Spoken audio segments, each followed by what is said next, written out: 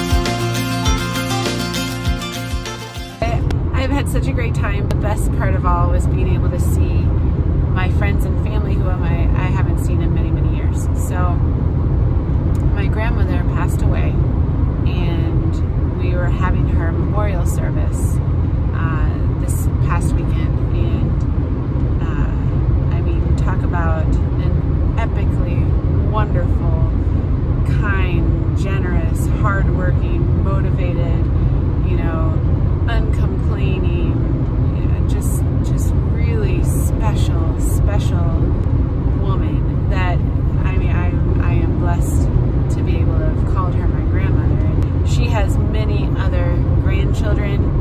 She had 4 girls, 4 boys. She had 20 grandchildren, and at the moment 24 great-grandchildren, and she loved them all individually. And I just think that she was an incredible person. So being able to go up to Minnesota, where we're all kind of originally from, being able to go up to the family in Minnesota, seeing cousins and aunts and uncles that I haven't seen in, you know, maybe 7 or 8 years, has been a really, really wonderful thing. And then I went to college in Indiana, and my best friend from Indiana moved to Iowa. So being able to visit a bunch of friends from Indiana, stay with them for a couple of nights, and then go see my friend in Iowa as well. It was a really, really incredible trip. But anyway, so while I've been on this awesome trip that has been like a balm to my soul, because I got to see all of my friends and family that I haven't seen for, you know, up to 12 years.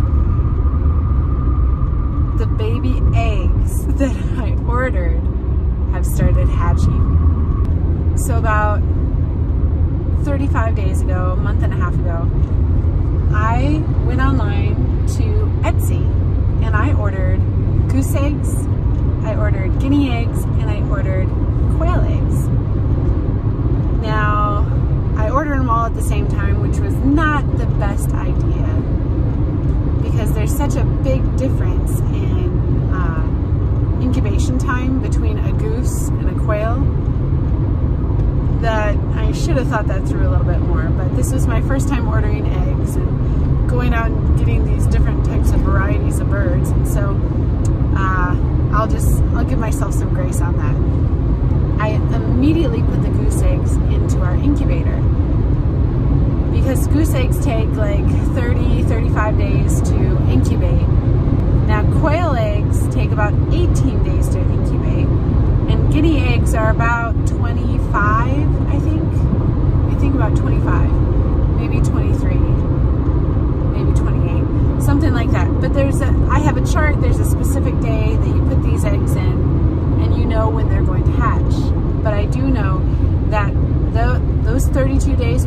timer started, and as I started adding the eggs at the proper times, I don't think I've ever been so excited for 32 days to go by. I am delighted and thrilled with the idea of having geese, guineas, quail. I'm so excited. I'm so excited. So I'm taking really good care of them. I candled all the eggs twice. Seems like everybody's doing really well. There was a couple eggs that stopped developing that I had to take out. We're down to 5 geese eggs. I think 12 guinea eggs, maybe 13 guinea eggs, and then 18 quail eggs that looked like they were doing really good. So I got them in as soon as I possibly could, and now I'm doing the days and counting and figuring out like what day exactly these eggs are going to start hatching. And from my calculations, it was going to be today, the day that I'm coming home from my big long trip. And so,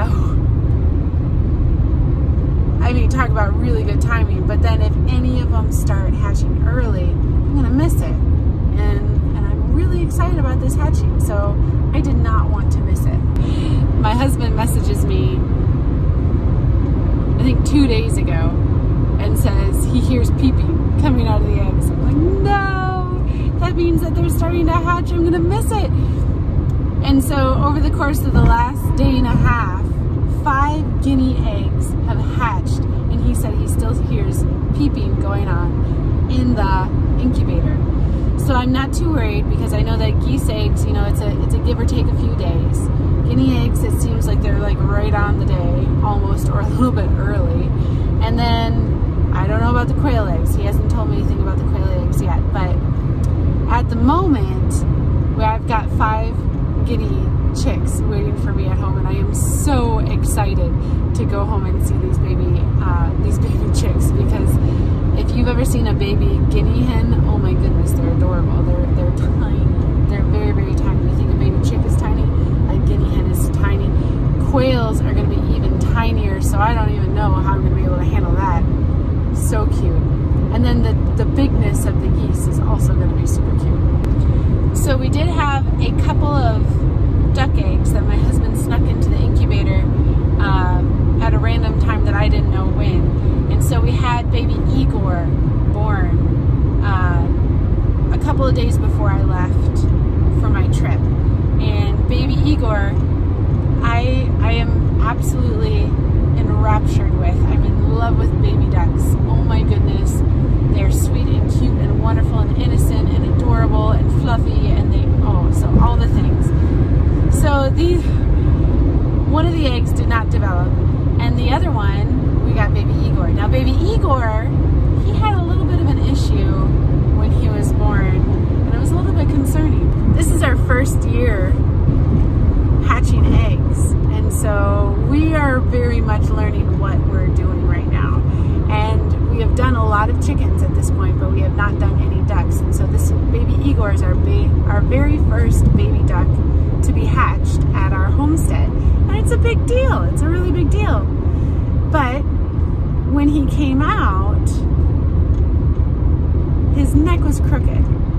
And I wasn't sure when Jeremy put these eggs in, so I wasn't sure when he was supposed to hatch, and I think that he might have been in his egg a little bit longer than normal, and I think that it kind of just crooked up his neck a little bit more, because when he was trying to peep out of his egg, I ended up having to help him. It took a very long time, and he was not progressing, so we helped him, and I felt like I was helping him too early, but I was so worried about him that I just went in and I did it.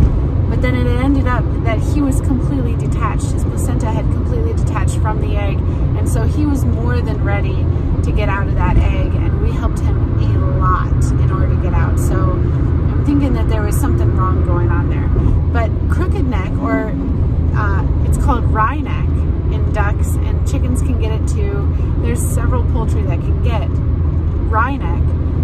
Is kind of like where the neck is sideways and crooked, and poor little Igor, his neck kind of went sideways and then up, and so his head was still up, but there's like a L shape going on with it. And we looked it up, we researched it quite a lot. So you can see his neck is a little crooked here. The good thing we found out from our research is that wry neck is really easy to fix. So we went ahead, we got vitamin E, we got a thing called poultry drench, which is or Nutri-Drench, which is a nutrient supplement for poultry that is just really packs a punch, like really good stuff. And then we also got some Pedialyte, and I got the unflavored, no color Pedialyte, and put that in his water, fed him some vitamin E oil 3 to 5 times a day, and then that Nutri-Drench went in the water as well. So within like a day and a half, this little duckling, his head started straightening out, and he's doing a really good job. So he's getting better. He's getting better and better and better. And my husband started sending me pictures while I was gone of Igor and how he is completely not Igor. And we might need to change his name to like Solo or something, because he's the only duck that came out. And we like Star Wars. So the day that he was born, that night our electric went out, which was worst case scenario, because this is where the heat lamp was plugged in, and this is a new baby duck, and he needed to be cuddling with something warm in order to stay alive. And we didn't have any heat lamps that were available for him because we had no power. So also I was worried about the incubator, because the incubator heat went off and the egg turner went off because we didn't have power. And so I put sleeping bags over the incubator in hopes that it would kind of keep that warmth in, because I saw as soon as the power went out. There's this stress that I had, like, this is the worst day possible for this to happen. How am I going to keep this baby alive? I ended up sleeping on the couch with the baby duck wrapped up in, I was wearing a real thick robe, and he kind of snuggled next to me on my chest and slept with me that night until the power came back on. When the power did come back on, I was able to put him under the heat lamp again. He was happy, chirping, healthy, and there was no signs of him having gotten too cold or anything like that, so that was really good. As far as the incubator goes, when I plugged that back in, it seemed like it had kept its heat pretty well, because the thermometer went up very quickly to the temperature that it needed to go to, and the humidity level was almost a little bit more than what it should have been. So I'm not worried too much about that. But I mean, seriously, of all the days for the electric to go out, the day after our baby duck hatched, and then 4 or 5 days before all these precious, beautiful eggs that I paid a pretty penny for and have invested all this time and thoughts and prayers and everything towards, that gets, the electric is out and it's no longer being taken care of the way that it needs to be taken care of. So there was stress there, because there have been days where we've been out of power for a long period of time. I mean, we've been without power for weeks at a time, sometimes out so far into the country where we are. Sometimes it's difficult for them to get to us to get the power back on, but luckily the power came on within 5 to 6 hours. So I'm a little bit more anxious about this than I have been with the other eggs, but I can't try again with geese eggs or any of the others because I don't have those eggs on my homestead. Also, they're very expensive, and they are also almost pretty much not available anymore. Goose eggs come at a very specific time during the season, and that season is over. So I'm really glad that the guineas are doing well, because that leads me to believe that maybe the geese are going to be doing well as well, and hopefully that the quail are going to be doing well. When I get home, there are 2 little baby chicks that became the bottom of the pecking order out of all of our huge herd of chicks, flock of chicks that we have in our nursery, and they got picked on a little bit, and so we separated them out so that they could have some rest time and kind of heal up a little bit, because they had been their feet had been pecked on a little bit, and it wasn't good. So we separated them out so they can get bigger and stronger. And so we have 2 little chicks in a tub with the heat lamp going right now in their own little area. We have a duck in his own little area right now because the size difference is too much, and the 2 chicks were being picked on so much that they're a little bit injured, and the the duck was very excited to see them, and he was being a little bit aggressive with them, just in his curiosity and his playfulness, and they really need some rest right now. So he is separated out from those two chicks, and he has his own place. And the quail have and the guineas have their own area as well at this point. So I'm gonna get home. There's gonna be a menagerie of baby poultry in the living room. I am so excited. I can't wait to show you guys what I come home to find. So I came home to one of the baby guineas hatching, and it was so cute.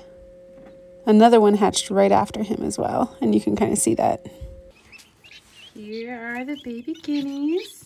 We have 8 now. And then over here, we have one little quail who's gonna have some brothers or sisters soon because they are hatching at this very moment. And then we have little baby Igor or Solo, and then a couple of baby chicks resting and having a good time now. The duck is now with them, which is nice. They can all kind of cuddle together. So this chick is just kind of hopping between bins right now. And she's actually being a really good, almost kind of like a little mama to the babies. And the babies really like it. She'll lay down and they'll cuddle underneath of her wings. And she's just being really sweet. She's just going back and forth. She goes from the guinea cage to the quail cage. Oh, she's up on the edge now. But she'll just hop back and forth and cuddle with them, play with them, and then go back to her own place. So you can see also that Igor's neck is just really straightened out, and he's very happy, healthy now, and curious and playful. So there's the update on the animals. I hope you guys like this video. Subscribe, hit the notification bell, and have a wonderful day, and stay blessed.